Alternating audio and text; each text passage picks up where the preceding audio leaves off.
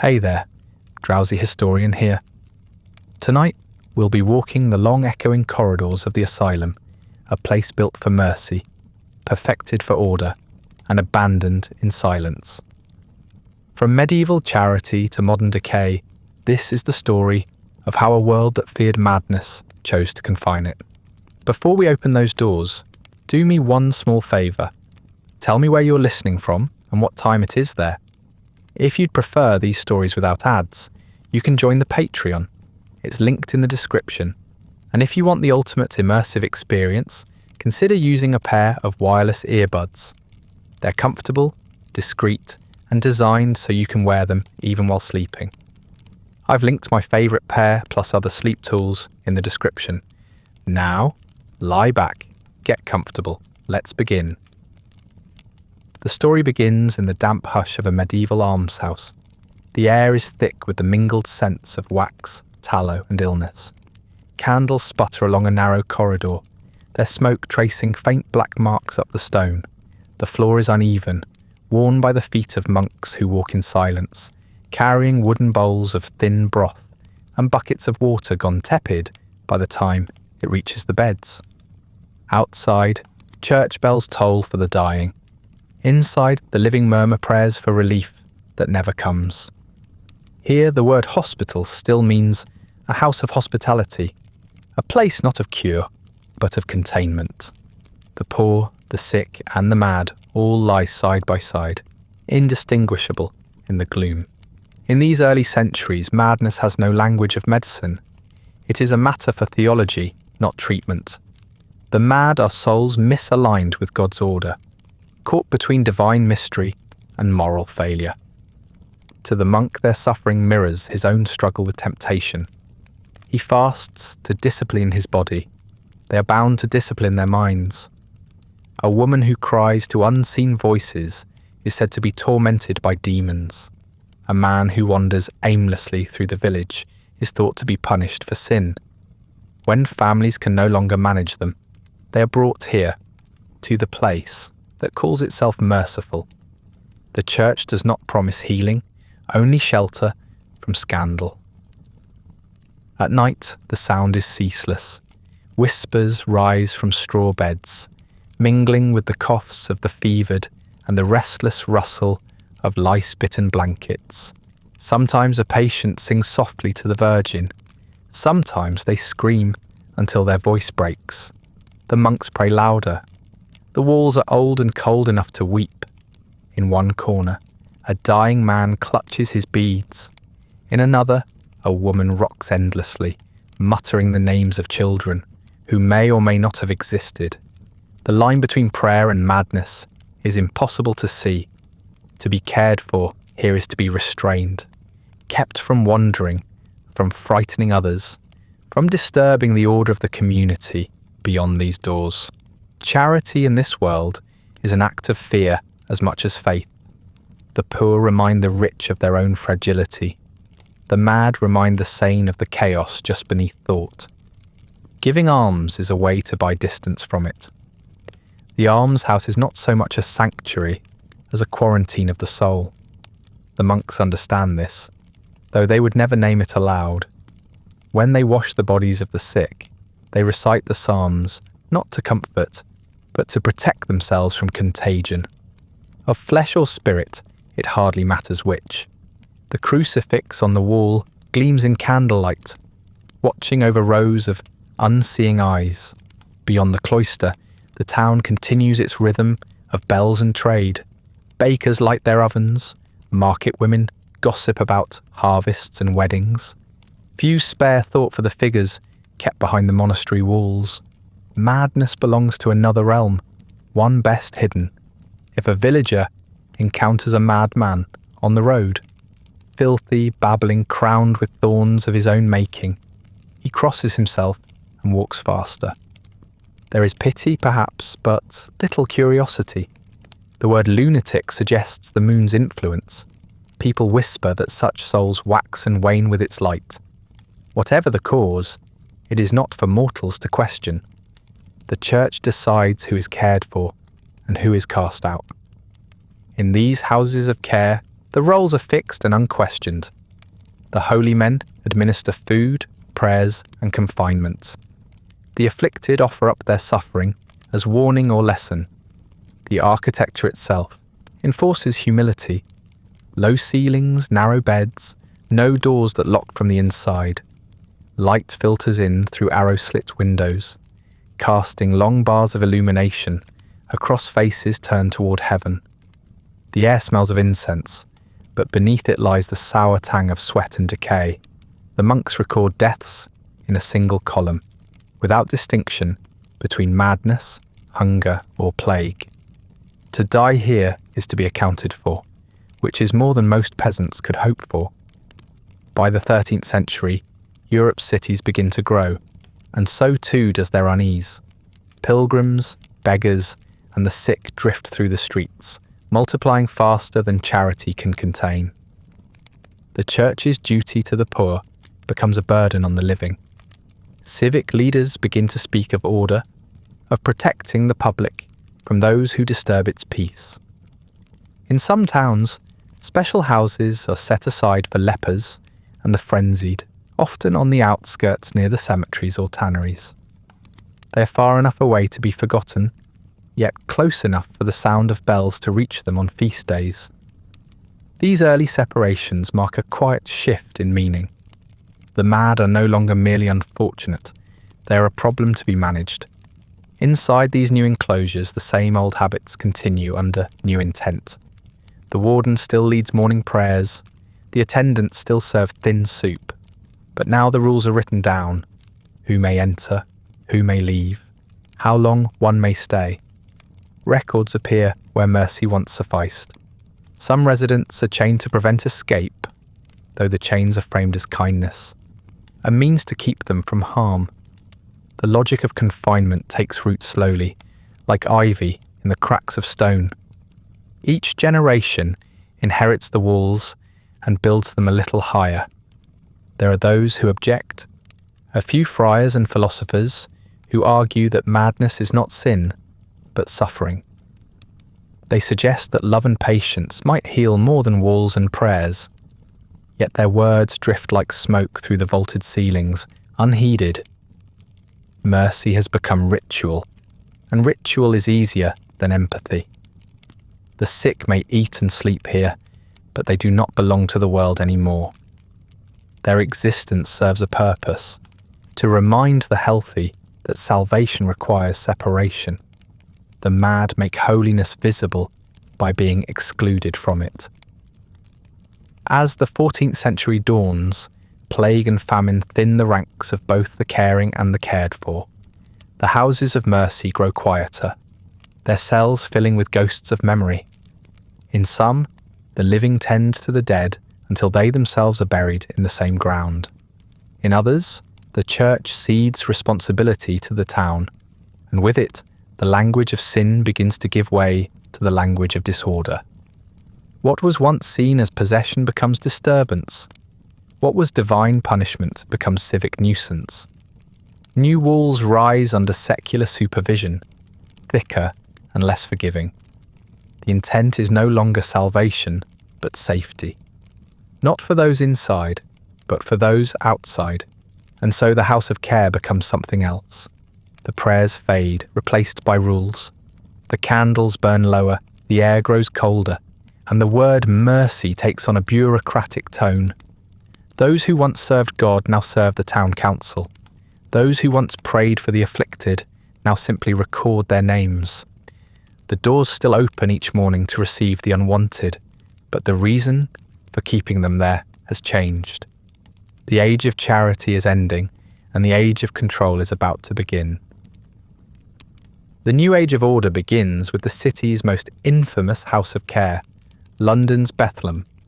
Founded in the mid-13th century as a modest priory for the service of the poor, it was never intended to become what it did.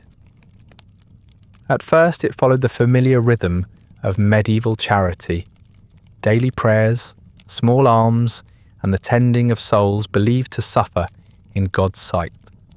But London was swelling, its streets narrowing with trade and noise, poverty gathered like fog, and with it came those the city no longer wished to see. The priory began taking in the distracted, the lunatic, the possessed.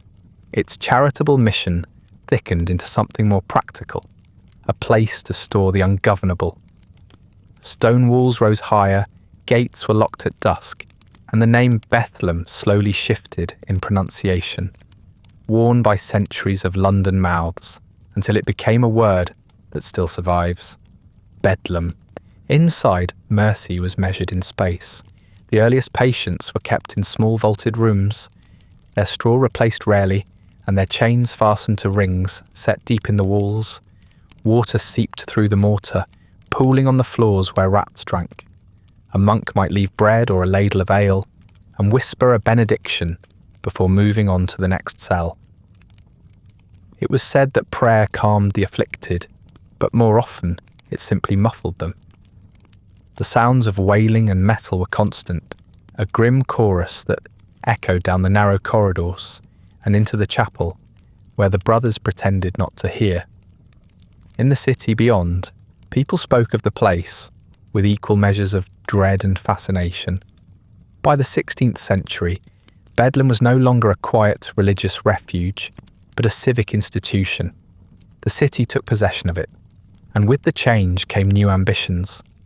London's leaders praised themselves for their benevolence, claiming they had built a refuge for those whom God had touched too harshly. Yet their generosity had a price.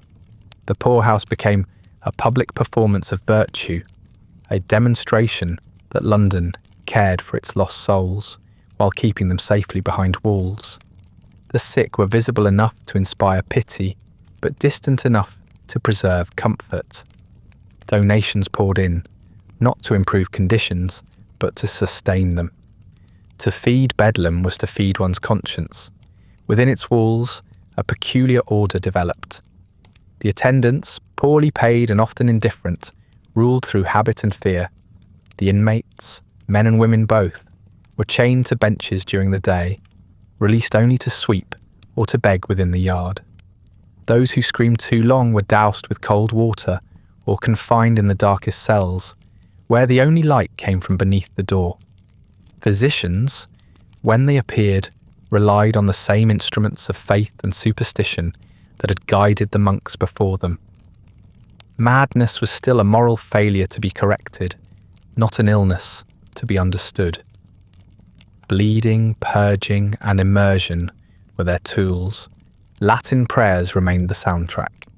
The city, meanwhile, had learned to turn misery into spectacle. By the late 16th century, visitors were admitted for a small donation to view the patients, a charity show in iron and stone. Respectable citizens came on feast days, guiding their children through the wards as though through a zoo. The mad shouted, sang, and wept behind the bars, some performing for coins tossed onto the floor. A few attendants encouraged it. Laughter echoed through the hallways like music. For London's curious, Bedlam offered both horror and reassurance, proof that madness existed, but at a safe remove. The poor could marvel that anyone might fall so low. The rich could congratulate themselves that their alms kept the chaos contained. Descriptions from the time speak of chains clanking, the stink of unwashed bodies, and straw so filthy it moved on its own. Yet visitors left with anecdotes rather than outrage. Bedlam was a mirror the city liked to look into, distorted but familiar. The building itself groaned under the weight of its contradictions, a hospital without healing, a sanctuary that resembled a prison. Donations continued to flow, each coin dropping into the collection box, with a sound that might have been pity or amusement. By the early 17th century, Bedlam's fame had spread far beyond London. The word became shorthand for chaos itself, not just a building, but a condition of the world. Playwrights and poets used it freely. Mad Tom of Bedlam stalked the stage in rags, a caricature that audiences adored. The asylum had birthed an entire language of derangement, one that entertained as it condemned. Its inmates were reduced to symbols of folly and sin, the living embodiment of moral warning. For the city, Bedlam was useful twice over. It removed the inconvenient from public sight and reminded everyone else what awaited those who strayed too far from reason. Inside, little changed. The routines hardened. The matron kept her keys close. The attendants their sticks nearer still.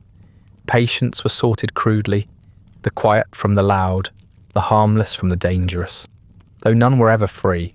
Some remained for years, others vanished after a few months, released to families who no longer recognised them. Records were sporadic, often reduced to single words beside a name. Restless, raving, melancholy. A few were marked cured, but that usually meant silence, not sanity. The doctors congratulated themselves on their success, even as the same faces returned within weeks. Faith continued to anchor the treatment, though its tone had darkened. Exorcism gave way to discipline. Prayer became part of a schedule. The hospital chapel rang with hymns that drowned out the cries from the lower wards. Bedlam's governors spoke proudly of their Christian duty while approving ever tighter rules. When attendants grew cruel, as they often did, it was explained as zeal for order. The madness of the mad, after all, excused the madness of those who kept them. The city watched, murmured, and then forgot. On festival days, the building filled again with the footsteps of spectators. Some visitors came out of genuine concern, most came for entertainment. They joked about the lunatics who imitated royalty, or preached to invisible congregations. Children laughed as women cursed them through the bars. The guards reminded everyone to keep their distance, not from compassion, but to prevent theft. Coins tossed through the grates disappeared quickly. Even madness had its economy. Bedlam was an open secret of the city's conscience, proof that compassion could coexist with cruelty if one never looked too long. By the late 18th century, the spectacle of madness had lost some of its charm. Philosophers spoke of reason, of the rights of man, and of human perfectibility. A society that prided itself on logic could no longer bear the image of chained lunatics rattling behind barred doors. The Enlightenment promised light, and light, it was said, could cure even the darkest minds. Across Europe and the young Americas, a new language of reform began to rise, one that spoke of dignity, order, and the possibility of healing. In Paris, a physician named Philippe Pinel claimed that compassion could do what cruelty never had. He ordered the chains removed from his patients at the Bicêtre hospital, declaring that kindness, not punishment, would restore reason. For a brief moment, the world believed him. Elsewhere, reformers like William Tuke in England imagined asylums not as prisons, but as gardens of recovery. His York retreat stood in sharp contrast to Bedlam's chaos, a quiet estate with lawns, orchards, and well-lit rooms. Patients, now called residents, were encouraged to walk, converse, and engage in simple work. The belief was that sanity might be coaxed back through calm surroundings and gentle guidance. It was a philosophy of appearances. If one behaved rationally, perhaps reason would follow. These institutions were built with symmetry and light in mind. Long windows, high ceilings, and wide corridors where silence could stretch itself out comfortably. The air smelled of soap and damp linen, not filth and decay. Visitors spoke of tranquility. For the first time in centuries, madness had a vocabulary that sounded like hope. The patients themselves did not always feel it that way. Their new freedom was conditional, their dignity closely supervised. The rules were plentiful and precise. No shouting, no idle talk, no slovenly dress. Each day was divided into segments of prayer, labour, and rest. Those who followed the routine were praised as recovering. Those who resisted were quietly corrected. The doctors called it moral treatment, though its morality rested heavily on obedience.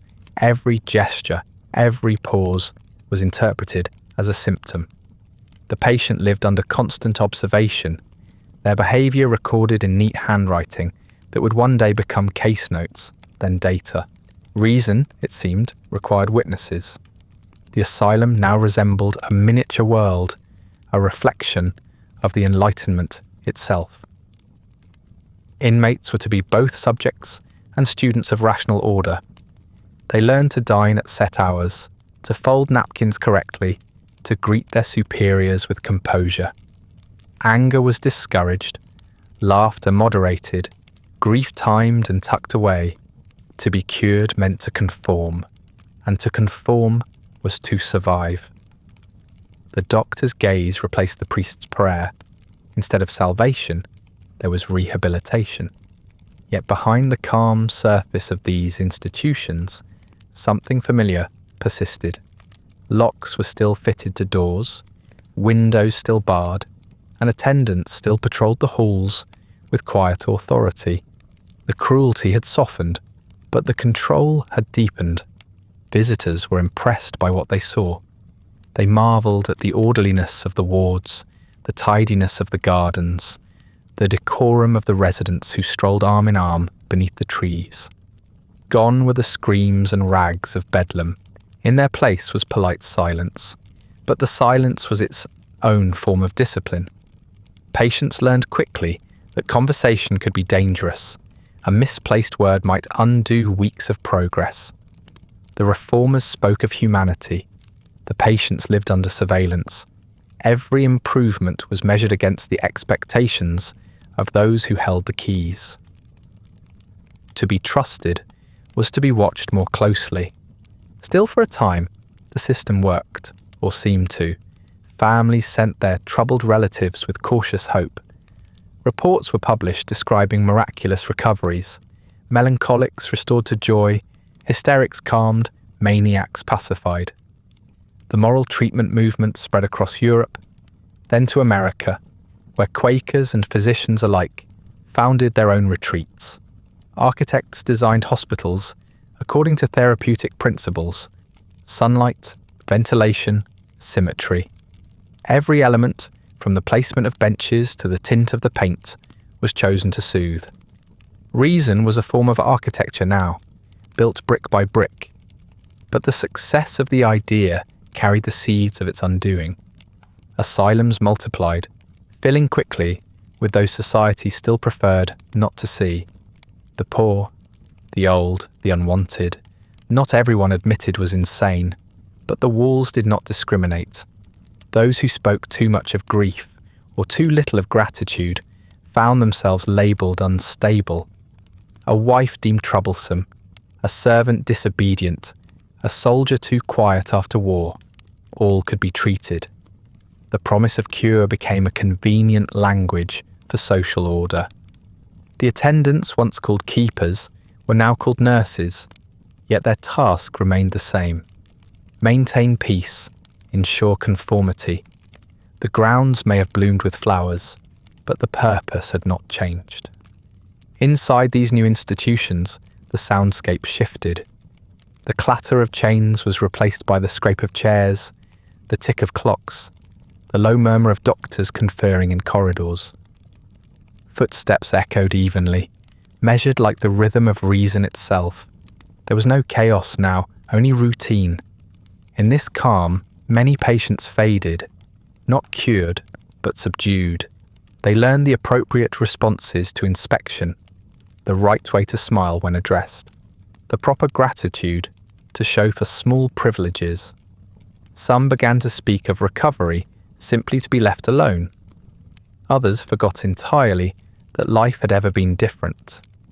The reformers published books praising their humane achievements, filled with moral reflection and architectural diagrams. The old bedlams of Europe were condemned as barbaric relics of ignorance. In their place stood clean, well-governed institutions that spoke the language of progress. But the calm came at a cost. The patients, encouraged to model rational behaviour, were taught to imitate sanity rather than experience it. Those who refused were quietly transferred to isolation rooms, where peaceful surroundings could be restored without disturbance. Compassion had become an equation, obedience in exchange for freedom. By the century's end, the optimism began to wane. The asylums were full again, too full. Each reform bred another need for reform. Cities sent their unwanted citizens to the countryside, where the air was cleaner and the space plentiful, though never enough. Reports spoke of overcrowded wards and exhausted attendants. The gardens that once symbolized tranquility grew trampled and neglected. Still, administrators insisted that moral treatment continued to succeed. They published charts, numbers, and speeches about progress, while the halls echoed faintly with coughs, prayers, and the sound of doors closing softly behind new arrivals. Reason had triumphed, or so it seemed. The patients were quieter, the wards cleaner, the visitors impressed. But the ideal of order had turned upon itself. What began as liberation now resembled its opposite, a system of civility so complete that no one dared to question it. The asylum had become a stage upon which sanity was performed and madness rehearsed in silence. Outside its walls, the Enlightenment celebrated the victory of logic. Inside, the price of that victory was written on the faces of those who smiled when spoken to and never raised their voices again. And so the age of moral treatment settled into habit. The great reformers aged and died, their ideals fossilized into procedure. The sunlight that once poured through the windows now revealed the dust gathering on ledges and the wear on polished floors. The asylums continued their quiet routines, confident in their reason and blind to its limits. Beyond their walls, a new century was approaching, one that would build even grander institutions, each convinced it had finally learned how to cure the human mind. But for now, the gardens remained still, the corridors calm and the footsteps precise. The light of reason, so bright in promise, had already begun to flicker. The new century dawned with confidence. The Enlightenment had promised reason. The Victorians built it in brick. Across Britain, Europe, and the Americas, vast asylums began to rise, monuments to moral order and civic virtue. No longer hidden away in monastery courtyards, these were palaces of care, designed to be seen.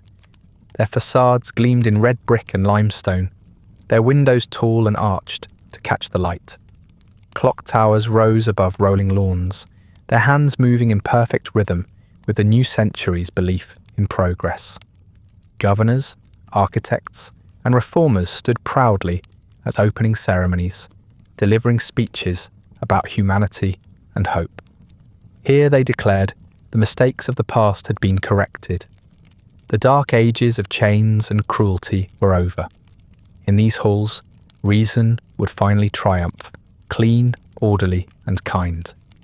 Inside, everything reflected this confidence. The corridors stretched endlessly, polished and bright. The walls were lined with gas lamps that hissed softly in the evenings, bathing the floors in warm light. The architecture followed strict moral geometry, symmetry for sanity, proportion for peace. The grounds were laid out like a country estate, complete with gardens, chapels, workshops, and even small farms. Patients were to rise early, work diligently, eat together, and rest according to schedule. Labour, said the doctors, was both therapy and discipline. Men tended crops, mended shoes, or chopped wood. Women sewed, laundered, and embroidered linens for the hospital and the nearby town. Each task served a dual purpose: to heal the mind through order, and to make the institution self-sufficient. The moral treatment of the previous century had hardened into procedure. There were manuals now, not philosophies. Every minute of the day was accounted for, from the morning bell to evening prayers. Silence during meals was encouraged, conversation during work was monitored, and the faintest sign of agitation was noted in ledgers that filled entire offices. Doctors were gentlemen now, educated, respectable, and confident in their understanding of the human mind. Their patients became subjects of study, each numbered and categorized by diagnosis, behavior, and progress. The asylum was no longer a refuge for the soul. It was a machine of improvement, turning disorder into order, idleness into productivity. From a distance, the institutions appeared serene. Visitors were impressed by the neat lawns, the flower beds, and the rows of windows gleaming in sunlight. Journalists wrote admiringly of the new hospitals, where the mad were treated as men, not beasts. Families took comfort in the architecture itself. Its grandeur suggested stability, its size suggested competence. Yet behind the brick walls, the promise began to strain. Admissions grew steadily, far beyond what the architects had imagined. The industrial city outside was filling with people too, with poverty, overwork, and despair. Those who could not endure its pace found themselves sent here, to the quiet countryside, where the air was fresh and the gates were tall. At first, the new arrivals were welcomed with faith in reform, but as months turned to years and years to decades, the asylums began to fill beyond capacity.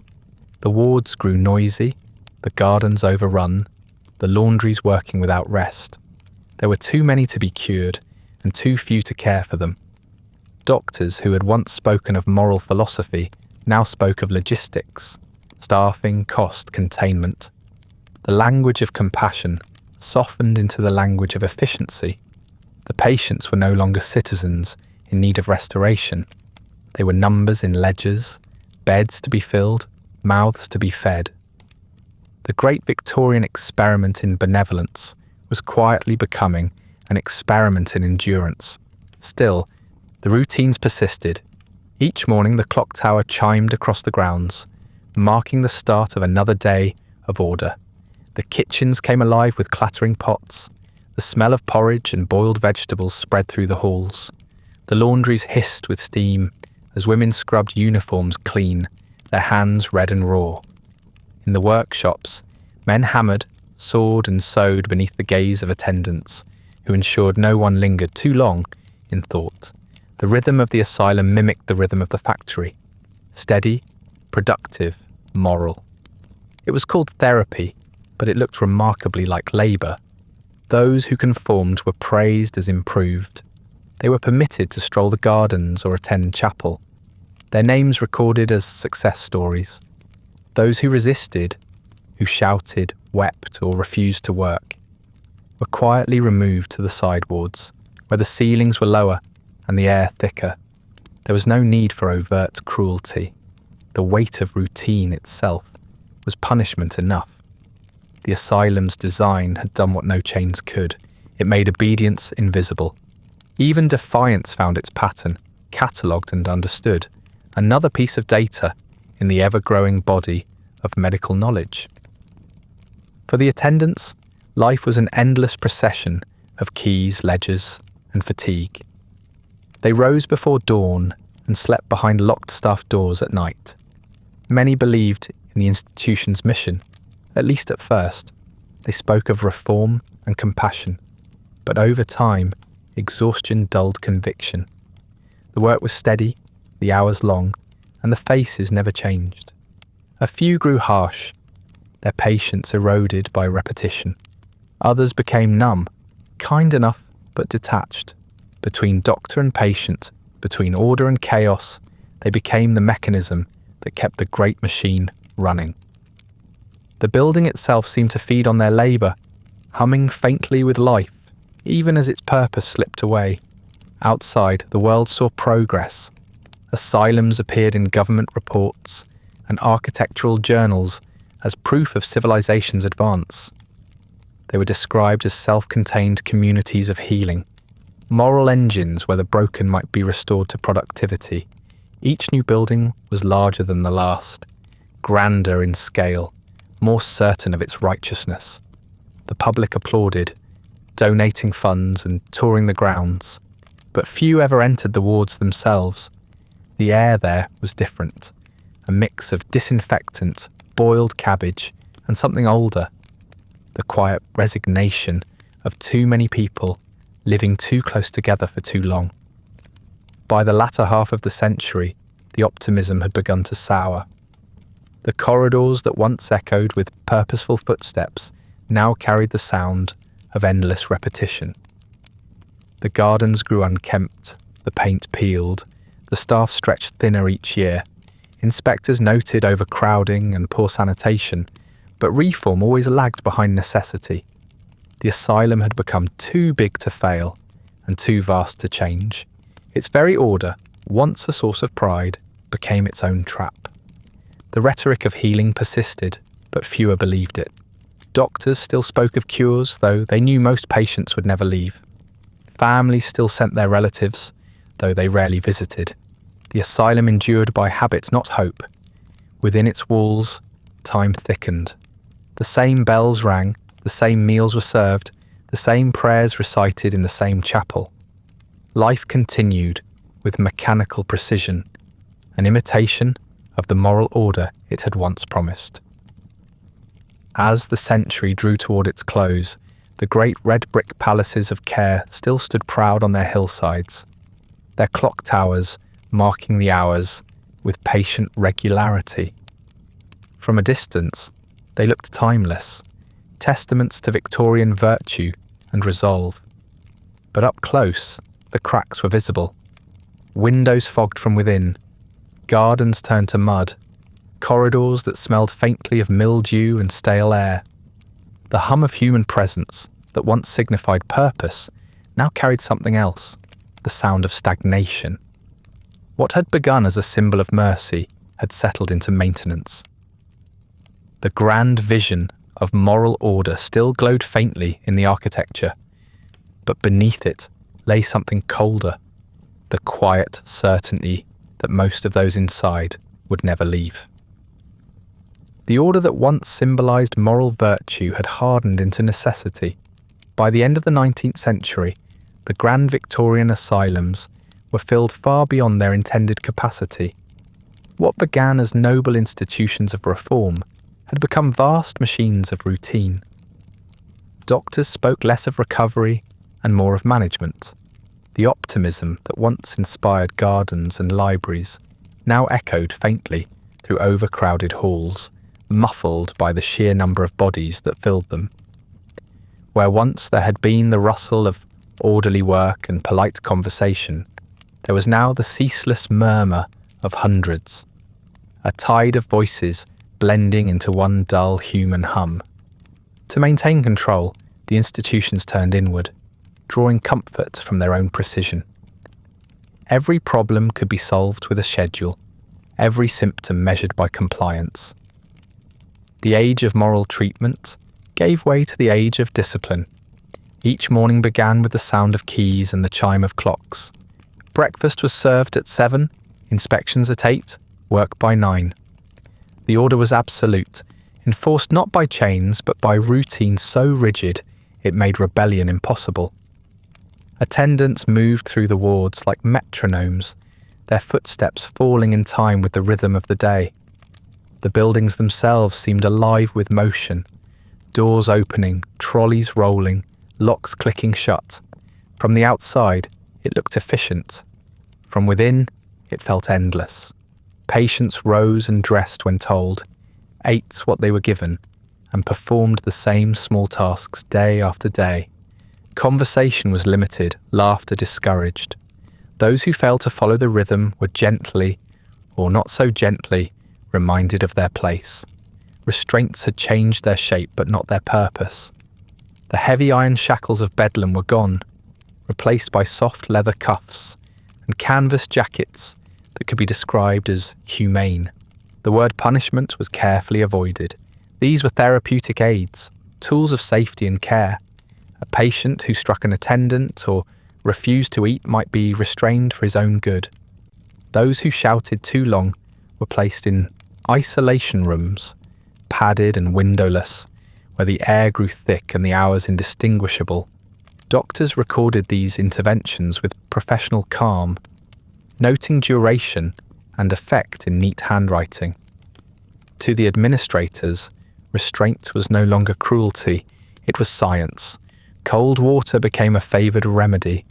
A patient deemed hysterical might be plunged into a bath so frigid that breath seized in the chest.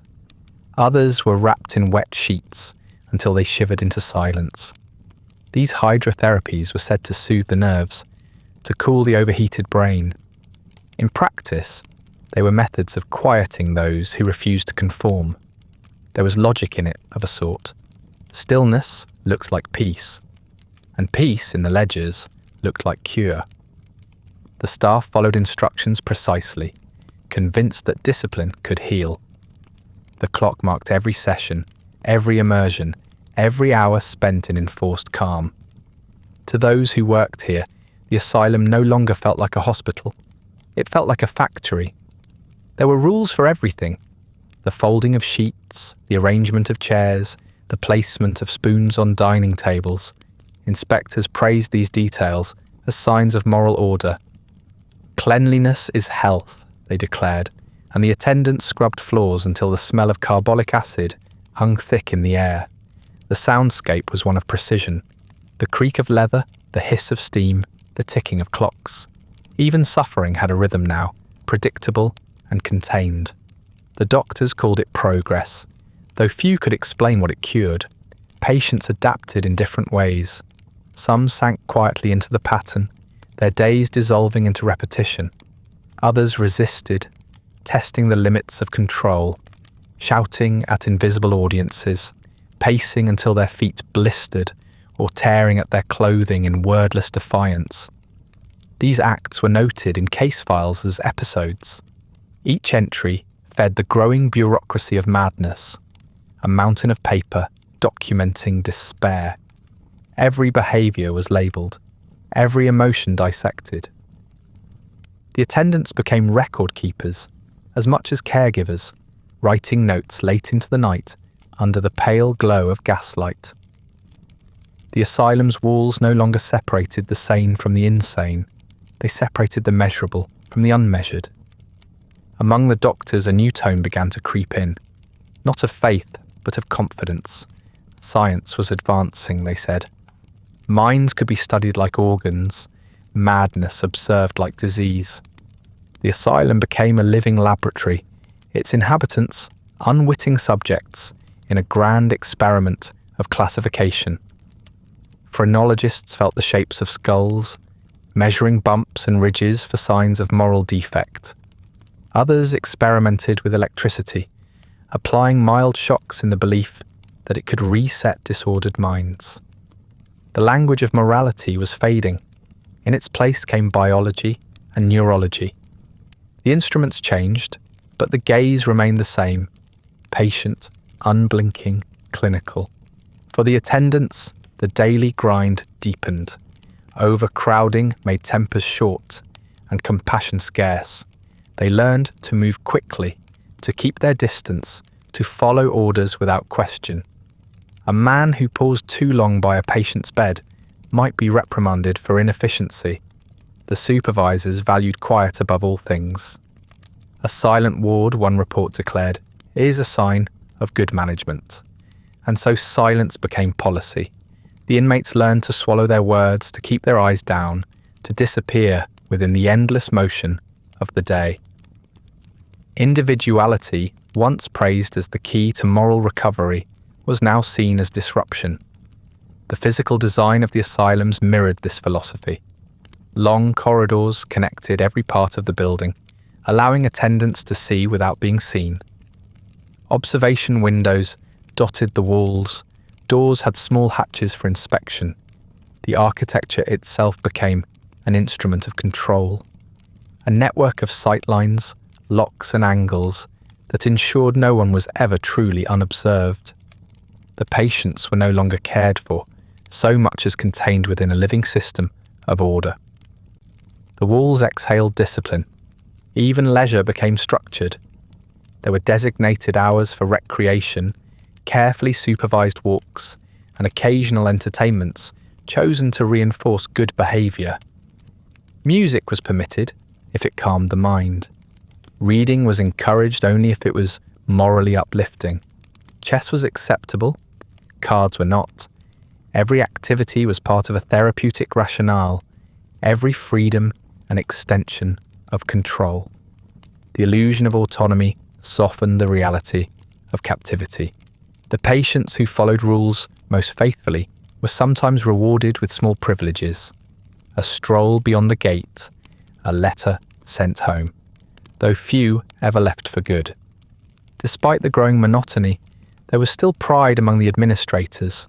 They saw their institutions as triumphs of civilization, orderly, efficient, and rational. They published reports filled with statistics, tables, and diagrams demonstrating progress. The doctors presented papers to medical societies, their language precise and detached. They spoke of the instruments of treatment with the same reverence engineers use for machinery. Madness, they believed, had finally been domesticated. The asylum was the proof. But beneath this veneer of confidence, the air was heavy with fatigue. The smell of disinfectant could not hide the deeper scent of decay, of humanity reduced to data. The wards were crowded, the staff weary, and the patients ghost-like in their stillness. The great moral experiment of the Victorians had evolved into a machine of compliance. What had once been faith in reason was now faith in routine. The asylum's clocks never stopped. They marked time for a world that had forgotten what it meant to heal. And yet in the offices of the physicians, there was talk of something new. Science, they said, was on the verge of revelation. The mind was a mystery, yes, but not forever.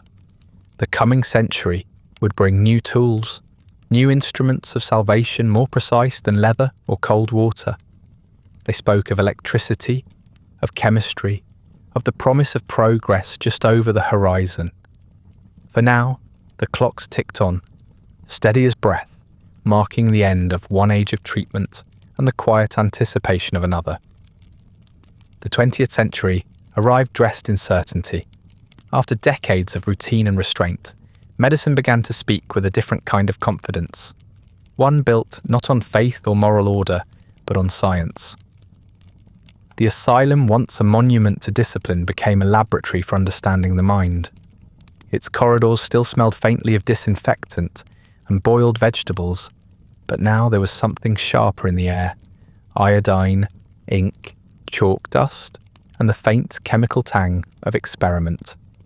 Physicians carried notebooks instead of rosaries, microscopes instead of moral sermons. The old language of virtue and sin faded quietly into the language of diagnosis. Madness, they insisted, could be named, measured, and charted like any other disease. For the first time, insanity promised to be rational. The doctors of this new era believed themselves pioneers. They filled the lecture halls of Europe and America with their theories, drawing elegant diagrams of the mind on chalkboards, circles, arrows, and nervous pathways looping like constellations. They spoke of degeneration, heredity, trauma, hysteria, and neurosis. Each disorder had its pattern, each symptom its meaning. Madness, they said, no longer belonged to God or to the devil. It belonged to them. They dissected it with words, assigning names that sounded both learned and permanent: melancholia, dementia, praecox, neurasthenia, hysteria. These names carried authority, the weight of knowledge, the promise of control. Patients no longer confessed their suffering. They presented symptoms to be classified. The doctors recorded them carefully, one after another, like specimens in a cabinet. In the medical theatres, audiences watched demonstrations of human behaviour as if attending performances. Patients were instructed to describe their delusions, to tremble or weep before the gathered scholars. Applause followed the most dramatic cases, evidence, it was said, of scientific triumph. Behind the ward's closed doors, this new empiricism took quieter forms. Doctors observed, timed and documented. They counted steps, measured sleep, catalogued appetite. Personality was translated into data, emotion into graphs. A patient's life became a file thick with charts and notes. The institution, once governed by bells and ledgers, now ran on diagnoses. Each mind was to be explained, each soul reduced to a system of nerves. The optimism was contagious. Textbooks overflowed with illustrations of brain tissue, nervous systems, and cranial maps. Phrenologists, already fading by the early 20th century, still rubbed their hands over skulls, claiming to find reason in shape and structure. The newer psychiatrists mocked them, and then did much the same, tracing invisible connections between anatomy and morality. A high forehead suggested intellect, a sloping one weakness. An asymmetrical face might betray criminal tendencies. Theories of degeneration spread quickly. Madness was hereditary, lurking in the bloodlines of the poor and the weak. Scientists warned of entire families destined for lunacy, their decline inevitable. To the reformers of the age, the asylum now served a double purpose, not just to cure, but to contain, to prevent contamination of the rational world beyond. The patients, meanwhile, continued to fill the wards. Women arrived with complaints of exhaustion, sadness, or disobedience. The diagnosis was often hysteria. A mother who grieved too long, a wife who argued too freely, a girl who daydreamed. All were subject to cure by rest and regulation. The prescription was silence and seclusion, a darkened room, perhaps mild electrical stimulation to reawaken the nerves. For men, the fashionable illness was neurasthenia, nervous fatigue born of intellect and modernity. Doctors prescribed country air, massage, and cold baths to restore vigour. In every case, the treatment reaffirmed hierarchy. Madness was not only an affliction of the brain, but of behaviour, gender, and class. Children too found their way into the system. Those who stammered, fidgeted, or failed to sit still in school were labelled feeble-minded. Reformers opened special institutions to correct them, part school, part laboratory, part cage. The emphasis was always on discipline. Every lesson, every task was designed to create order from defect. If the child adapted, it proved the method worked. If not, it confirmed the diagnosis. Science in this way could never lose. The asylum was no longer a sanctuary or a prison, but something subtler, a place where identity itself could be rewritten by observation.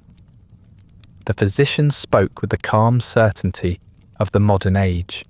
They believed the human mind could be dissected like the body, its mysteries explained by physiology.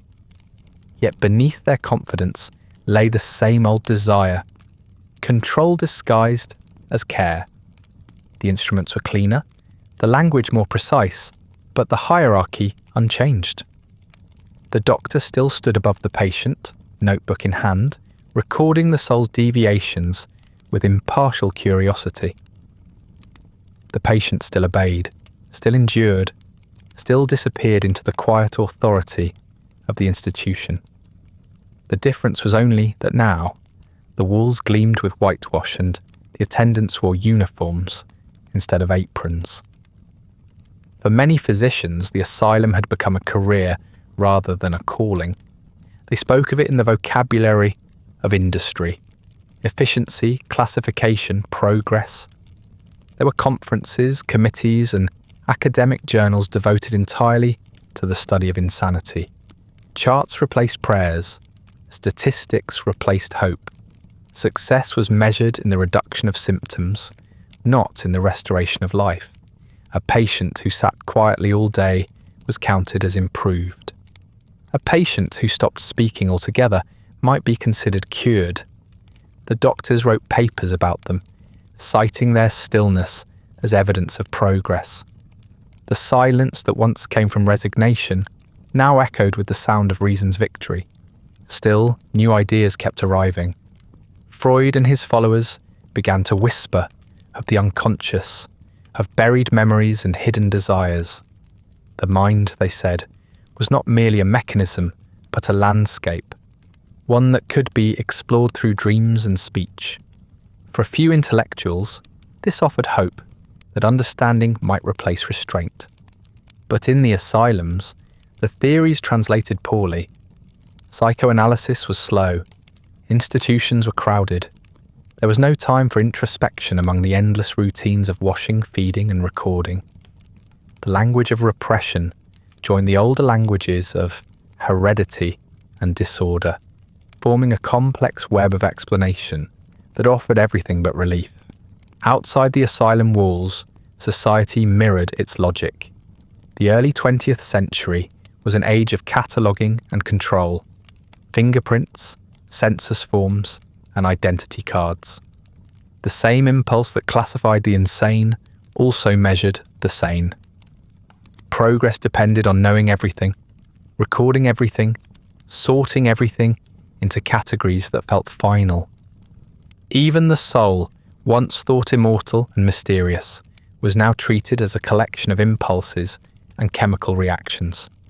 The doctors spoke of degeneration with the same certainty priests once spoke of sin. The authority had changed its uniform, but not its posture. In this new world, diagnosis became destiny. To be labelled melancholic was to remain so. To be called hysterical was to prove it by protest. The labels clung, defining lives long after the symptoms faded. Families learned to hide them, destroying papers and letters before funerals. Some patients lived for decades under one diagnosis, then died under another. The physicians debated terminology, while the people they studied sat quietly behind doors that no longer needed locks, habit and exhaustion holding them still. And yet within the laboratories and wards there was excitement in the air, a sense that discovery was close. Doctors experimented with small doses of electricity applied to the scalp, noting how patients convulsed or fell silent afterward. Others injected new chemical compounds, measuring pulse and breath with scientific precision. They spoke of miracle cures waiting just beyond the horizon, therapies that would finally free humanity from the chaos of its own mind. The age of classification was giving way to the age of intervention. For now, though, the wards remained quiet except for the rustle of papers and the faint hum of gas lamps. The doctors moved from bed to bed, pens scratching against clipboards, the smell of ink and antiseptic filling the air. The patient stared back with hollow calm, unknowing that they stood at the threshold of a new century, one that would test the limits of a science's mercy and discover just how far progress was willing to go in the name of cure. The First War arrived like a storm that no one could contain. The asylums, already heavy with their own burdens, felt the tremor long before the first shells fell. Trains brought home the wounded in endless lines, not only those with missing limbs or shattered faces, but those whose minds had fractured in the noise. They came muttering, trembling, staring through everything, their uniforms stiff with dried mud.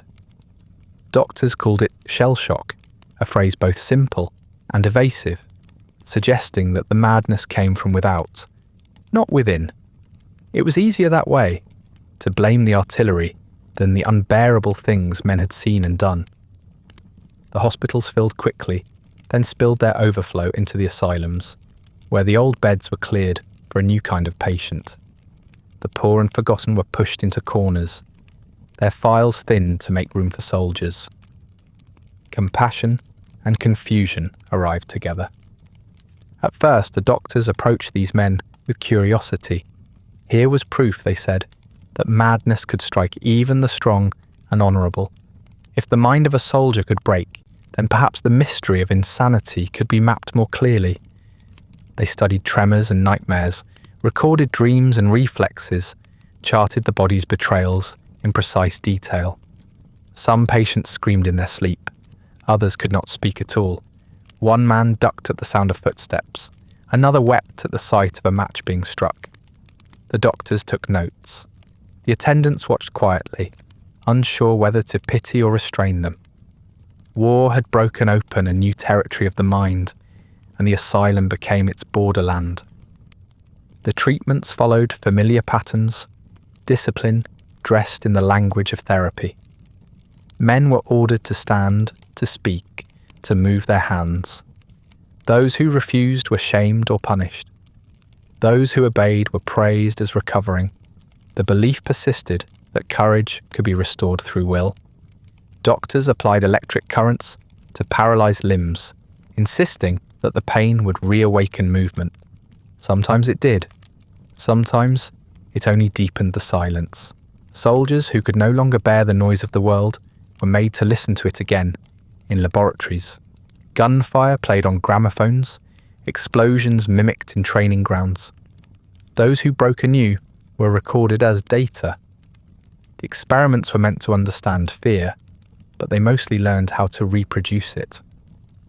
Back home, the women of the war, the widows, the nurses, the bereaved, carried their own quiet madness. Some found themselves in the same wards as the soldiers they had once nursed. Grief was treated like hysteria, sorrow like illness. They were sedated, rested, and expected to recover. The asylum grew ever more crowded, its population a map of the war's aftershocks. Men trembled from noise that had ended years before. Women sat staring at letters folded and refolded into pulp. Outside, parades celebrated victory. Inside, the silence thickened. The interwar years brought brief calm, but not relief. The asylum system expanded again, not from reform but from necessity. Governments promised better conditions for veterans and the mentally ill. Yet funding fell short and optimism quickly waned. The institutions adapted as they always had, by stretching the definition of care to fit what resources remained. Old wings were renamed hospitals, though they looked no different. Electric therapy, refined during wartime research, became standard practice. Sedatives grew stronger, and staff grew more practiced at administering them. The patients changed, but the logic did not. The world had learned how to industrialize both war and mercy. When the Second War came, the cycle repeated. Larger, faster, more efficient. Bombs fell on cities that once seemed untouchable, and the asylums trembled under the impact. Some were struck directly. Their walls cracked, their patients evacuated into nearby countryside hospitals. Others simply absorbed the chaos, filling again with soldiers who had survived but could not return to ordinary life. The diagnosis changed: combat fatigue, war neurosis, post-traumatic stress. But the symptoms were the same: sleeplessness, guilt, trembling, silence. The doctors were more confident now, armed with new instruments and older habits. They used electric shocks not only on limbs, but on minds. The logic was precise.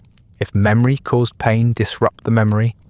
If thought produced fear, interrupt the thought. The wards were filled with echoes of the battlefield. Men shouted in their sleep, clutched their heads, or begged forgiveness from enemies long dead. Nurses learned to move quietly between beds, to anticipate the sudden flinch at a closing door or the flash of panic at a raised hand. There was compassion, but it was a procedural kind, practiced, efficient, and brief. Doctors lectured on the importance of returning soldiers to usefulness. To treat a man was to restore his labour, his discipline, his function. Few asked what it meant to restore him to himself. The war had turned madness into a matter of productivity. Those who could work again were deemed cured. Those who could not were quietly left behind. Beyond the soldiers, civilians poured in: refugees, prisoners, the displaced and the grieving. The lines between trauma, illness, and exhaustion blurred until they were indistinguishable. A woman who had lost her children in a bombing was treated for melancholic tendencies. A man who wandered the ruins of his town was sent for rest. The asylums became repositories of everything society did not know how to bear. Inside, the air smelled of dust and iodine. Outside, the rubble still smoked. The world rebuilt its cities faster than it rebuilt its minds. In those years, psychiatry became both urgent and proud. The chaos of the world seemed to justify any experiment that promised order. Doctors tested new sedatives, new forms of electrotherapy, new ways to measure obedience and calm. The asylums filled with the sound of machines, the rhythmic buzz of current, the dull thud of straps tightened. Patients called these places hospitals, but they were still something older, sanctuaries of the unwanted, made modern by necessity. The reports written during these years spoke of progress, but behind the clinical vocabulary lingered exhaustion. The doctors themselves were not untouched by the times. Many had served in field hospitals, seen the same fractures and terrors as their patients. They carried the same tremors in quieter forms. When peace finally returned, the asylums once again tried to reinvent themselves. Walls were repainted, gardens replanted, uniforms replaced with newer shades of white and blue. The reports grew optimistic, speaking of rehabilitation and recovery. But beneath the fresh paint, the cracks remained. The soldiers who stayed became long-term residents, their medals tarnished and forgotten. The widows aged into silence. The children, who had known nothing but war, grew into adults who could not live without structure. The asylum had become a reflection of the century itself, rational, efficient, and haunted. The old wards bore the marks of it all, initials carved into wooden tables, boot prints pressed into the floors, yellowed photographs tucked behind pipes and baseboards. The noise of war lingered even in the quietest corners, not as sound, but as memory that would not fade. When the next wave of reform came, with its talk of modern treatments and miracle cures, few noticed that the buildings were already full of ghosts. They had seen progress before, and it had always looked the same. Clean walls, sharp instruments, and the promise that this time would be different. For now, peace meant only that the guns had stopped. Inside the asylum, the echoes continued, steady as breath, waiting for the next new age to begin. Electricity arrived in the asylum like a promise. It came humming through wires, flickering through bulbs, and sparking with the confidence of a new century. The old age of observation and theory had given way to action. Doctors no longer wanted to understand madness. They wanted to erase it. The instruments of salvation were no longer leather straps or handwritten charts, but switches, dials, and chemical syringes. Laboratories gleamed where chapels once stood. The smell of carbolic acid lingered, but it mingled now with ozone and the faint sweetness of ether. In the corridors, the rhythmic ticking of clocks was joined by the mechanical buzz of machines being tested, small, precise, and mercilessly bright. The promise of electricity began with optimism. Doctors spoke of the brain as a circuit that could be repaired, its faults corrected with a controlled surge of power. They gathered in white coats beneath the sterile lights, describing their new tools in the language of miracles. Therapeutic convulsion, they called it, a seizure produced by current rather than nature. Electroconvulsive therapy would restore balance, reawaken dulled emotions, shock the broken mind into alignment. The first patients were chosen carefully, observed like experiments. They were strapped to beds, electrodes pressed against their temples, the metal cool against the skin. Nurses stood ready with rubber mouthguards to prevent the biting of tongues. When the switch was thrown, the body arched, muscles tightening with a soundless scream, and then relaxed into stillness. The physicians noted results with clinical detachment, responsive, improved, calm. Soon the treatment spread everywhere. Hospitals across Europe and America embraced it as the future of psychiatry. Newspapers printed glowing reports of miraculous recoveries. Patients once considered hopeless were said to have returned to their families, docile and smiling. Medical journals filled with photographs, men and women before and after treatment, the afterfaces empty but serene. Families sent letters of gratitude, relieved to have their loved ones back in some form. The doctors accepted the praise without irony. They believed they were curing despair, not extinguishing it. The success of the therapy was measured not in happiness but in silence. Alongside electricity came chemistry. Laboratories began producing compounds that promised to calm agitation and lift melancholy. Barbiturates for sleep, morphine derivatives for pain, chloral hydrate for quiet. The line between sedation and cure blurred, and few cared to define it. A patient who no longer shouted or wept was counted as improved, regardless of what had been lost.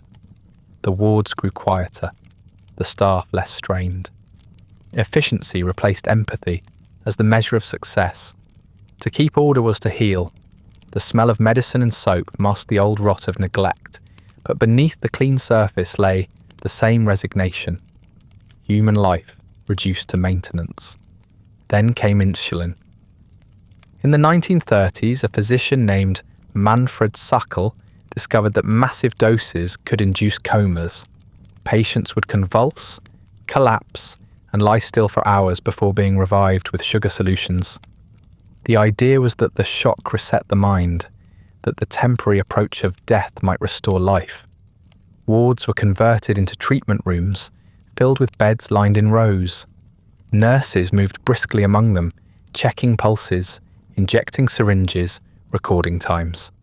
Each morning the ritual began anew. The same faces, the same spasms, the same quiet applause from the watching doctors. When some patients failed to wake, their deaths were recorded as unfortunate but instructive. Progress, after all, required courage. For a time, the asylums hummed like power stations, alive with energy, wires, and will. The physicians were celebrated as pioneers, the modern heirs of reason. Films were made showing smiling patients strolling through gardens, their minds liberated by science. Public lectures spoke of the conquest of insanity, of a future without suffering.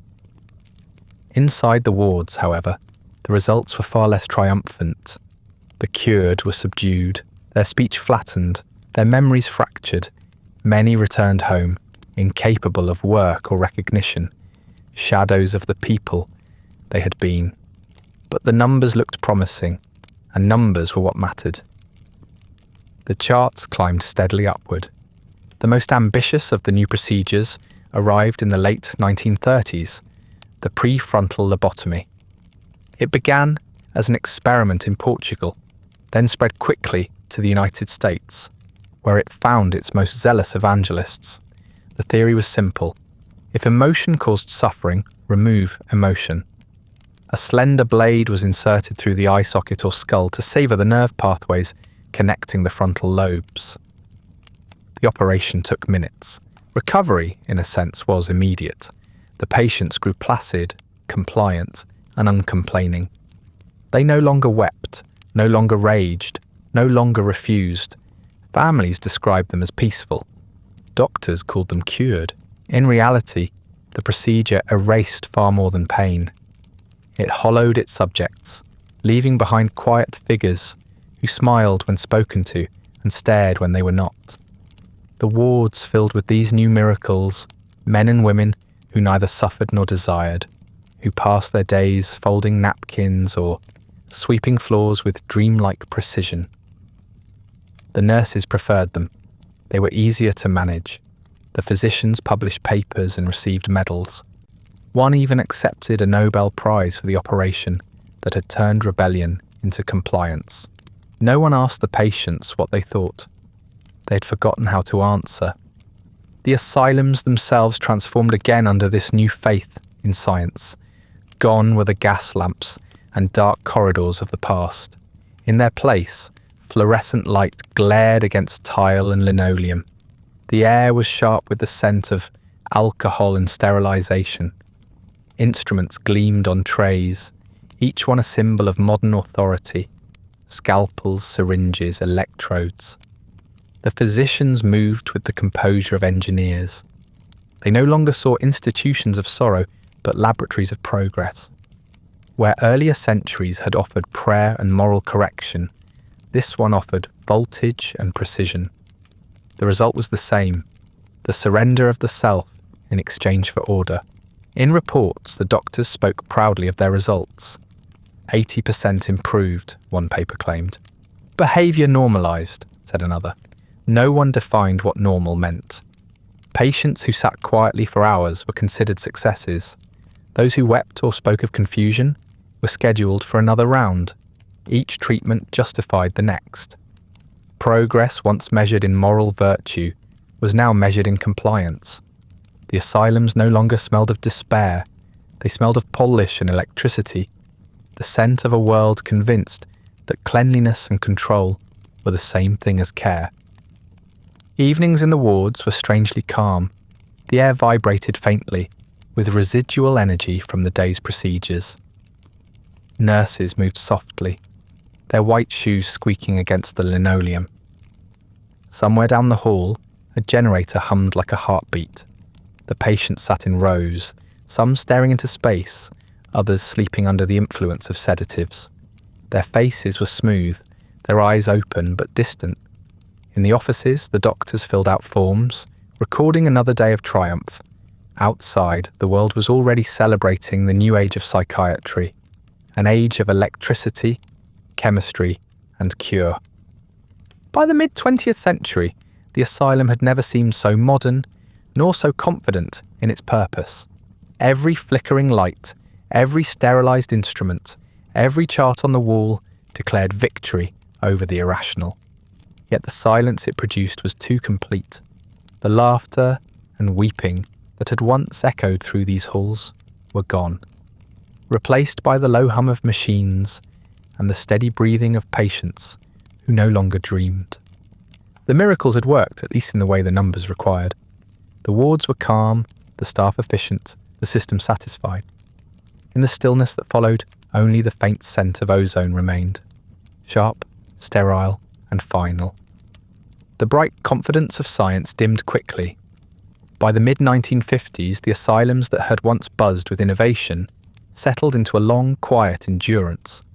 The machines still hummed, but the fervour had cooled.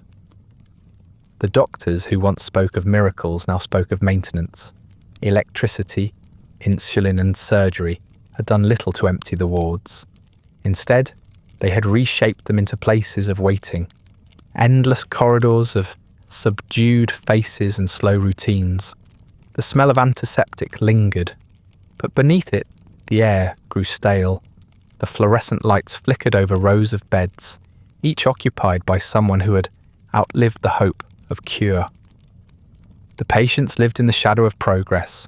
Many had been there for decades, their memories fading into the rhythm of the building. They woke to the same bells, ate the same meals, walked the same hallways until even their footsteps seemed rehearsed. Time thickened around them, a kind of weather no clock could measure. Some still remembered the old therapies, the straps, the baths, the seizures, but the recollection had softened into something dreamlike. Others had arrived later, after the supposed reforms, and knew only this version of care, a routine that stretched endlessly forward, neither cruel nor kind, only consistent. The asylum no longer sought to change them. It simply held them in place. The world beyond the gates moved faster each year. Cities filled with cars and televisions. Streets glowed with neon signs. New hospitals rose, modern and efficient, their architecture bright and clean. Inside the asylums, however, everything aged at a slower pace. The wallpaper faded to a uniform grey, the floors scuffed by decades of careful mopping. Paint peeled in corners no one visited. The trolleys clattered down the corridors, their metal trays rattling with bowls and pills.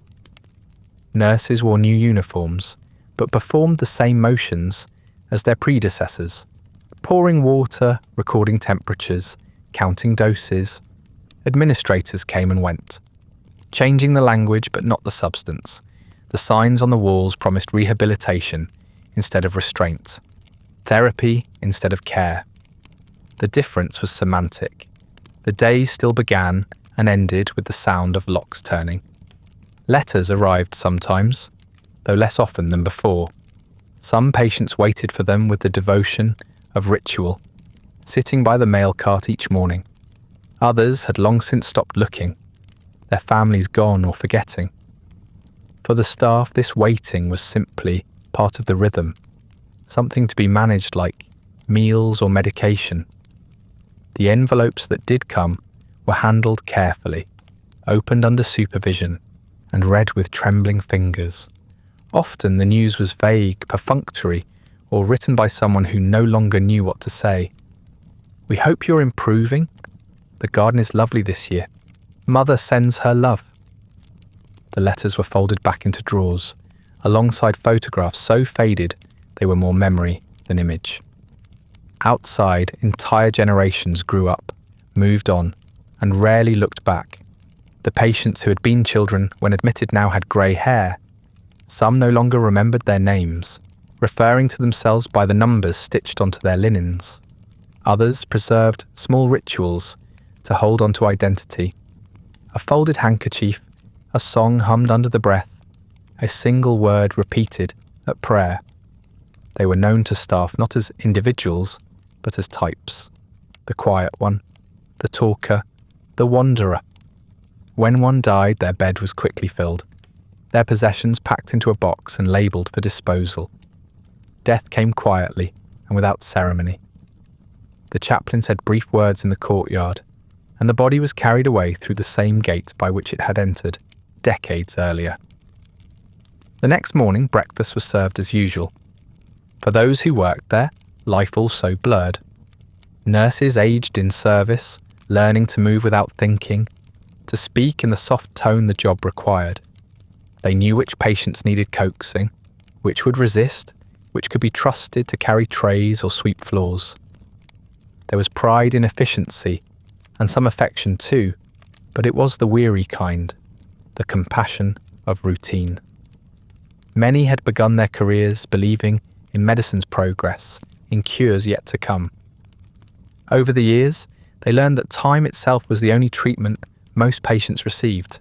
Some left for better hospitals, others stayed, unable to imagine any world outside these walls. Occasionally, change arrived in small gestures. A new superintendent might introduce weekly group activities, supervised dances or art therapy. For a few months, enthusiasm would stir. Patients painted scenes from memory, fields, houses, faces they half remembered, and the walls of the recreation hall brightened with colour. But soon the supplies ran out. The schedule slipped, and the paintings curled and flaked from the damp. The routine reasserted itself. Hope in the asylum was not forbidden. It simply could not last. The air of the wards carried its own weight of years. The smell of disinfectant mixed with dust, soap, and the faint tang of old metal. In summer, the rooms grew stifling. In winter, the radiators clanged and hissed. The windows, barred but clean, offered views of fields or parking lots that changed little over time. Beyond them, seasons came and went, snow, rain and sunlight tracing the same patterns across the glass. The patients watched them without comment.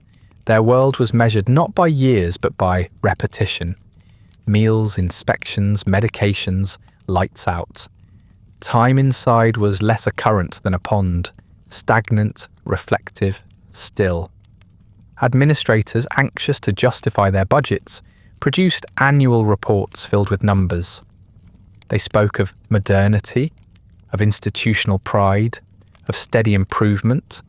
The patients, of course, were invisible in these accounts, reduced to statistics, occupancy, mortality, compliance.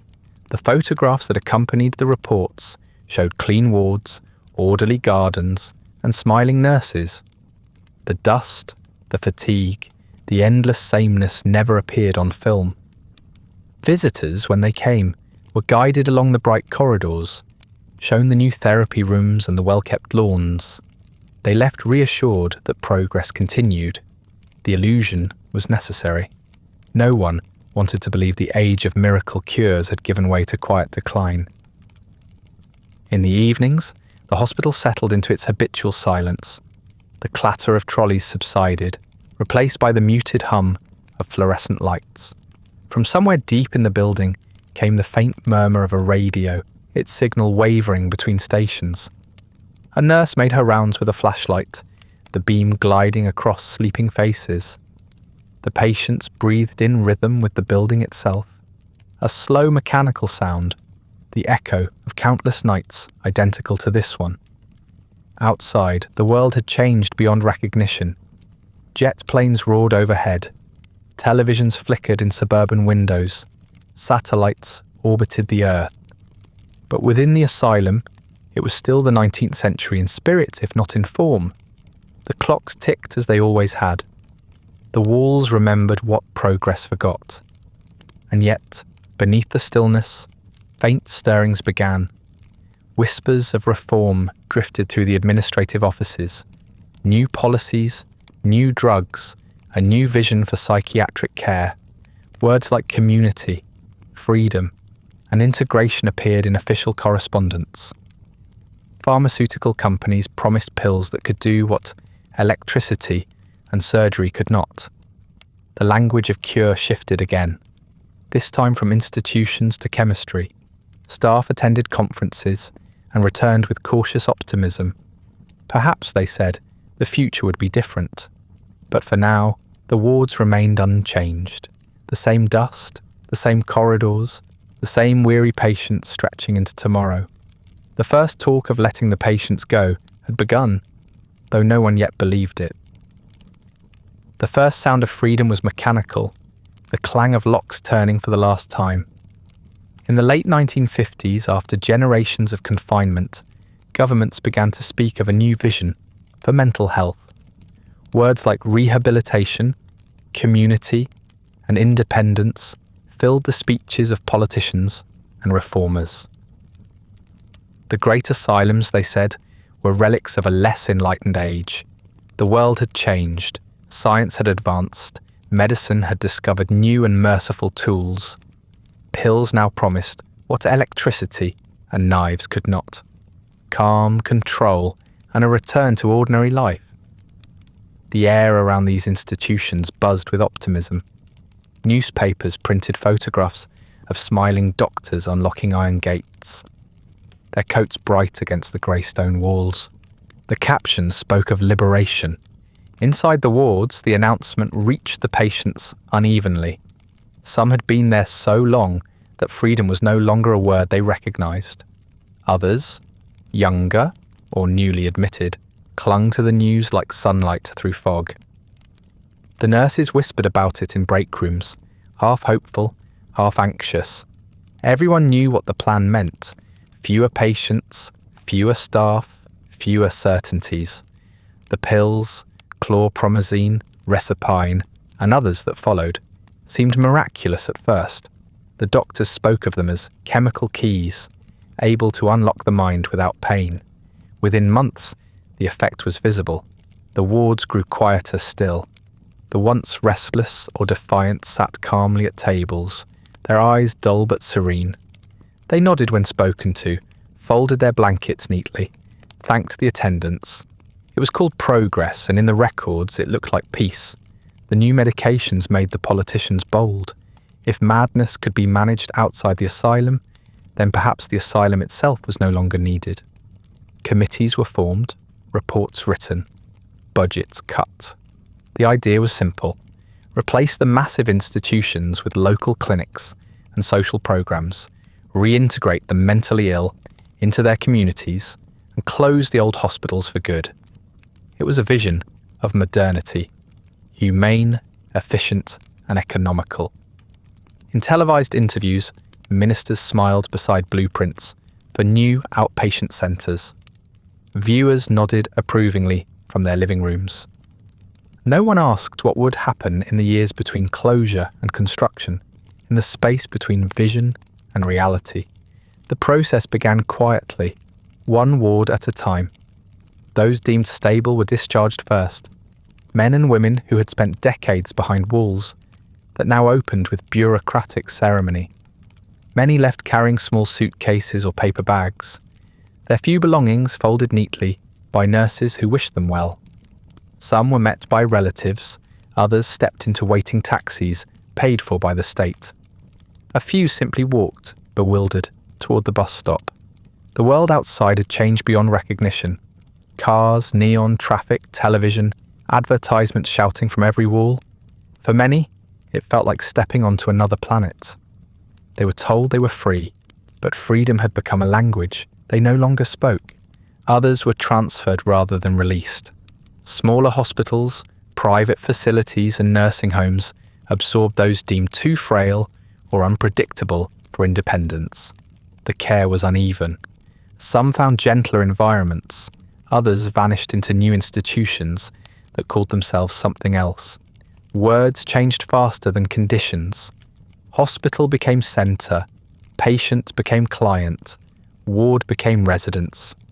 The structure remained the same, schedules, medication, quiet. The rhetoric of progress covered the continuity of containment. On paper, the system was evolving. In reality, it was dispersing. The great walls came down, but the boundaries moved inward, settling behind the eyes. The asylums emptied slowly but visibly. Beds were stripped, files boxed and archived, kitchens shuttered. Corridors that once echoed with footsteps grew silent except for the squeak of nurses' shoes and the hum of fluorescent lights. Dust gathered where routines had once kept everything spotless.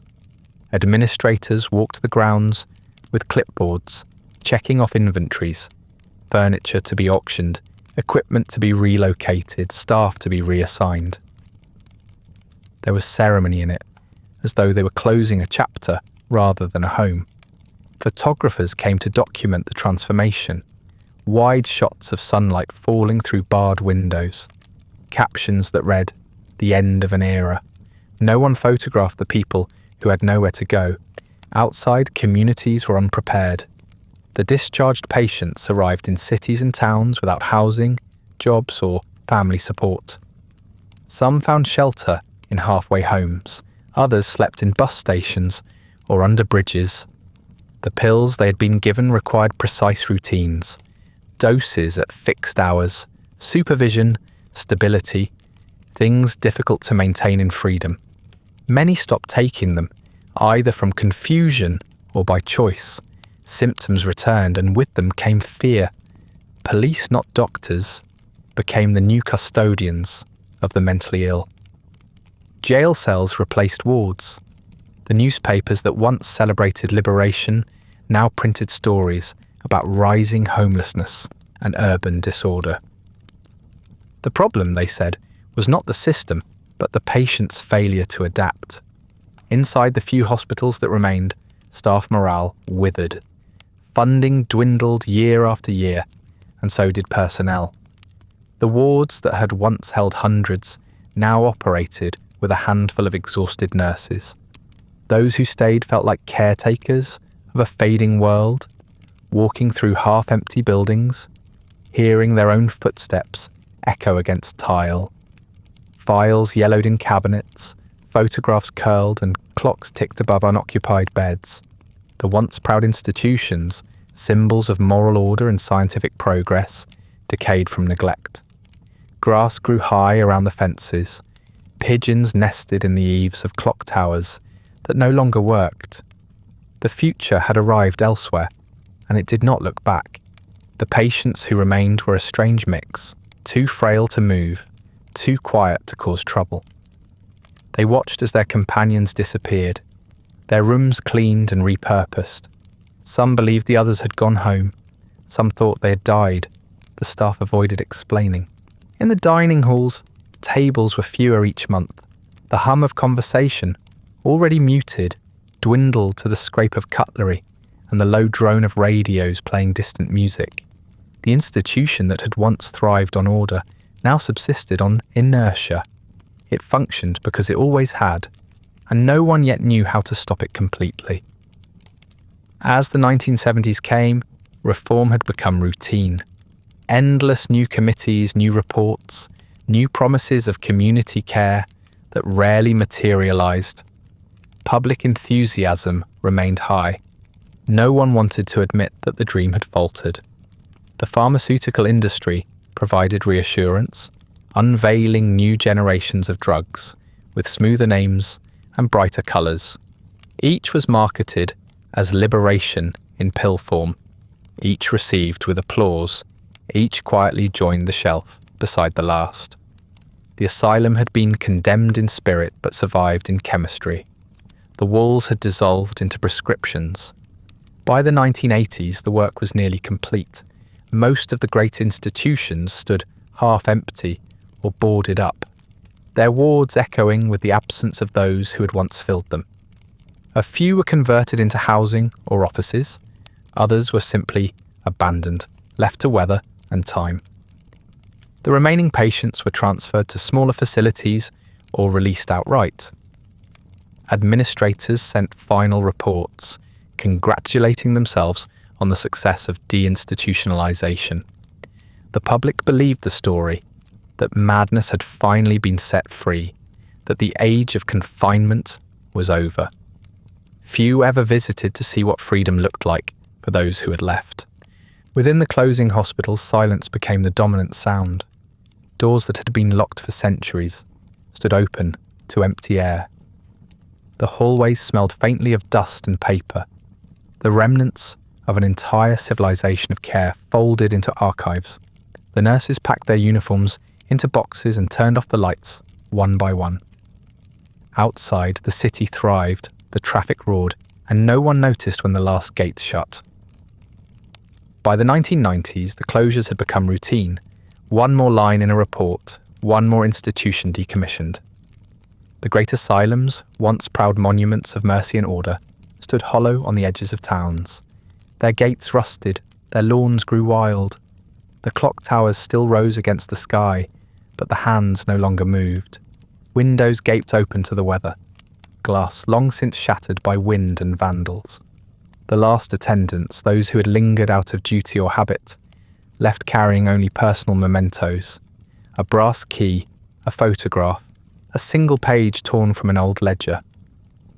When they turned off the lights, the silence that followed felt almost reverent, a pause before nature began to reclaim what mercy had abandoned. Inside, the air thickened with dust and the faint metallic scent of decay. Wallpaper curled like peeling bark, revealing older layers beneath, colours chosen decades apart, one institution painting over another. The wards smelled of plaster, rain, and something less nameable, something that had seeped too deeply into the walls to leave. Pigeons nested in the rafters, their cooing soft against the distant drip of water through broken ceilings. In some rooms, the furniture remained exactly as it had been. Beds lined in rows, sheets yellowed but intact, a few metal trays still waiting beside them. In others, collapse had already begun. Ceilings caved under the weight of years, and vines slipped through cracked windows, their tendrils wrapping around iron frames. The institutions that once claimed to preserve human order were being gently, methodically undone by time. The paperwork remained. Filing cabinets stood like monuments, drawers swollen with humidity. When opened, they breathed out a sigh of mildew and memory. The pages inside were stiff, mottled, and faintly blue around the edges. Names repeated themselves, hundreds, thousands, written in fading ink, each followed by notes that no longer mattered. Improved, unresponsive, discharged, deceased. The handwriting varied across decades, but the sentences blurred into sameness. The ghosts of the asylums were administrative. They existed in records, in labels half peeled from jars, in photographs left in forgotten folders. No one came to read them.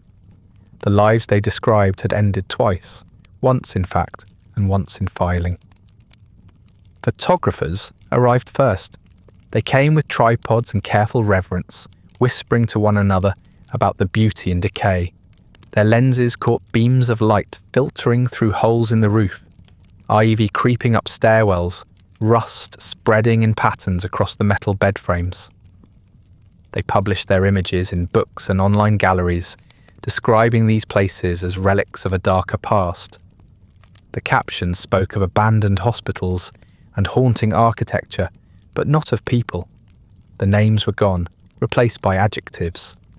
To the modern eye, the asylums had become a kind of art. Tragic, picturesque, safely silent. In the photographs, no one smelled the rot or felt the chill that still clung to the floors. No one heard the faint echo of footsteps that didn't belong to them. Urban explorers followed, mapping the ruins with torches and flashlights.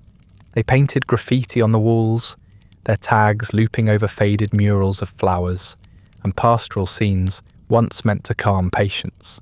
Some found medical instruments still sealed in drawers, rusted scalpels, thermometers, syringes. Others stumbled upon personal relics, a comb, a prayer card, a shoe. A few felt uneasy and left quickly. Others lingered, drawn to the stillness, the strange sense that the place was watching.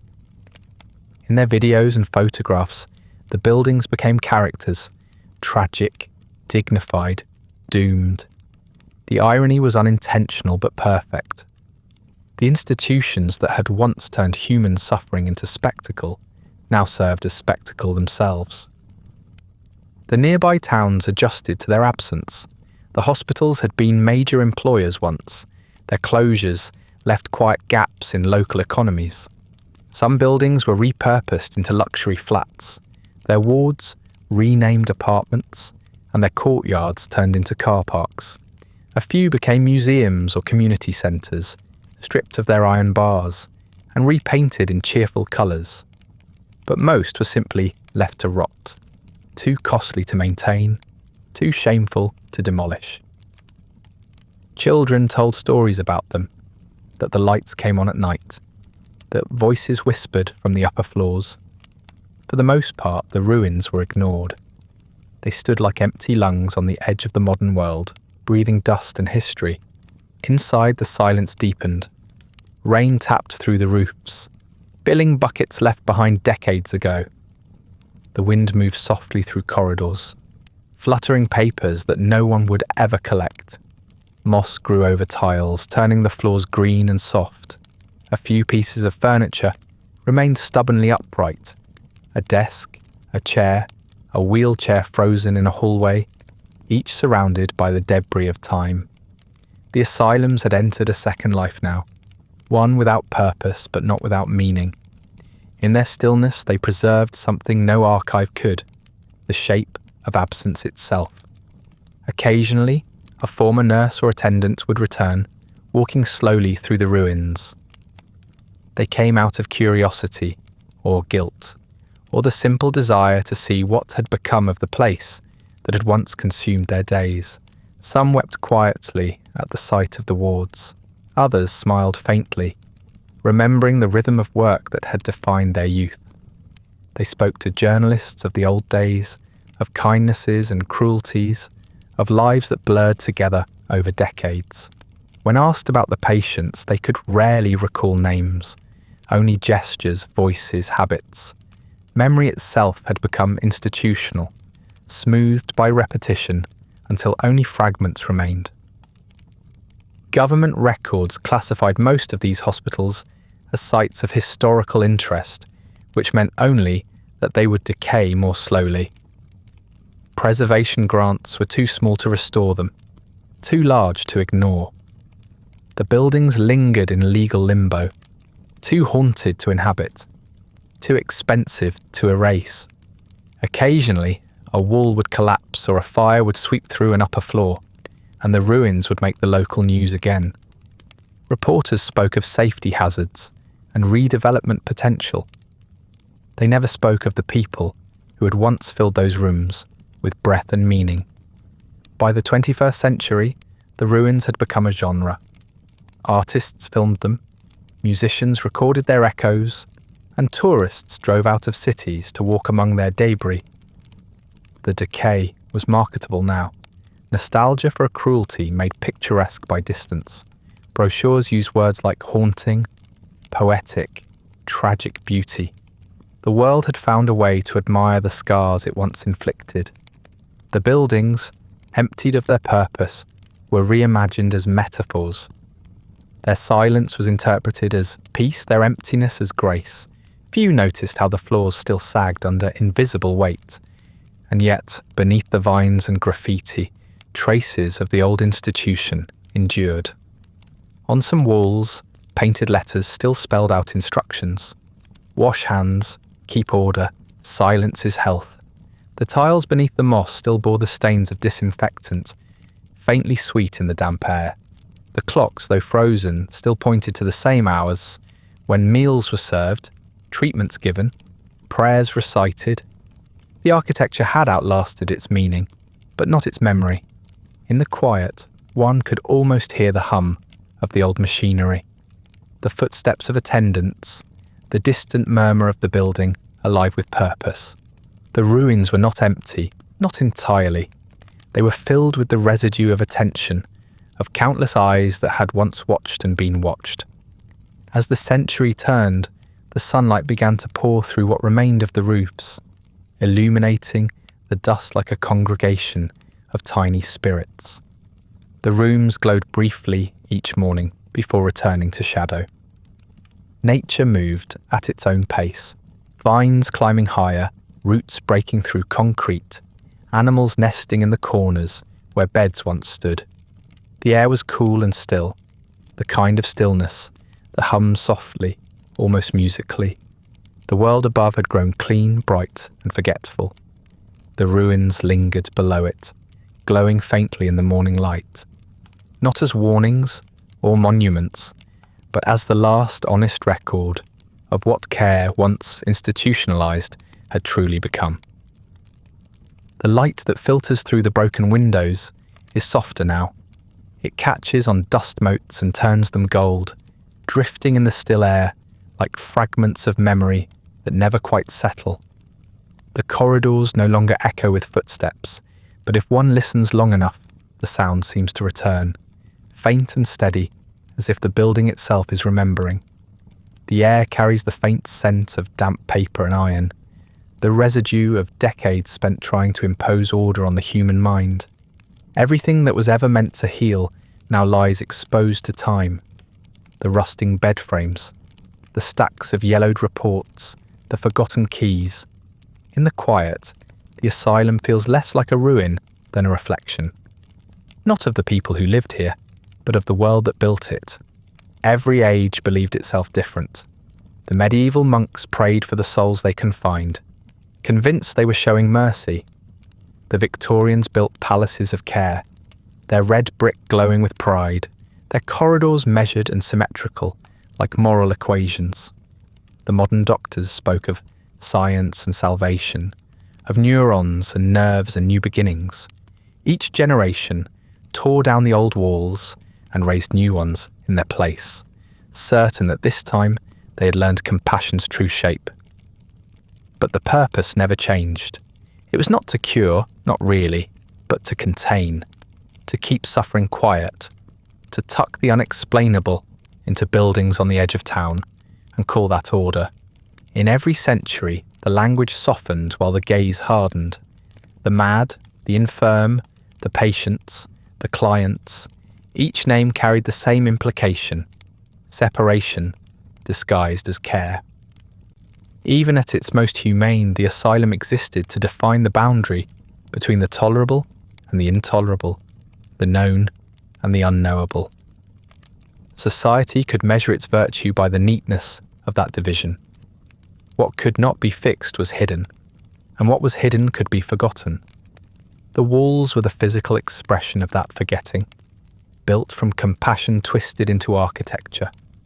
Now, without the doctors or the patients, without the noise of keys and the hum of electricity, what remains is only the idea, and it is older than the stones themselves.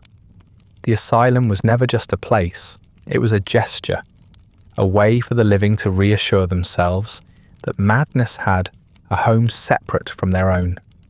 It served the same purpose in every form, from the monastery to the laboratory to the modern ward, to draw a line between the world that is seen and the one that must not be.